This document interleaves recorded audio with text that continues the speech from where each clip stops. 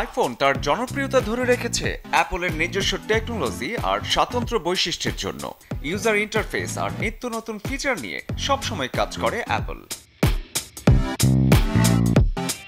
তবে এবার স্মার্টফোনের বাজারে দখল বাড়াতে বছরে একটি আইফোনের পরিবর্তে দুটো করে মডেল লঞ্চের পরিকল্পনা করেছে টেক জায়ান্ট অ্যাপল। মন মাতানো ডিজাইনের সাথে বড় চমক হচ্ছে আইফোনের ইতিহাসে এবারই আসছে সবচেয়ে পাতলা ফোন। তবে সামনের সেপ্টেম্বরে আইফোন 17 বাজারে আসার আগেই আসছে আইফোন 17 এয়ার। সবচেয়ে পাতলা এবং হালকা হলেও ব্যাটারি পারফরমেন্স আর সফটওয়্যার আপগ্রেডেশনে কোনো আপোষ করেনি অ্যাপল। সর্বাধুনিক চিপসেট দেওয়া হয়েছে 17 এয়ারে। ওলেড ডিসপ্লে, 8GB রম, 48 মেগাপিক্সেল মেইন ক্যামেরা সবই থাকছে অ্যাপলের রীতি অনুযায়ী। তবে পরিবর্তনটা হতে পারে সিম পোর্টে। শুধুমাত্র ই সিম পোর্ট থাকতে পারে 17 এয়ারে।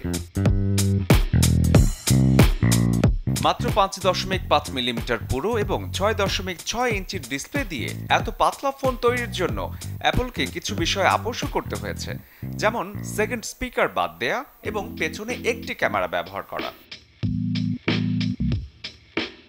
অ্যাপলের সবচেয়ে পাতলা এই ফোনের দাম আইফোন 16 প্লাসের মতোই হতে পারে $899। শরীফুল হক, চ্যানেল 24।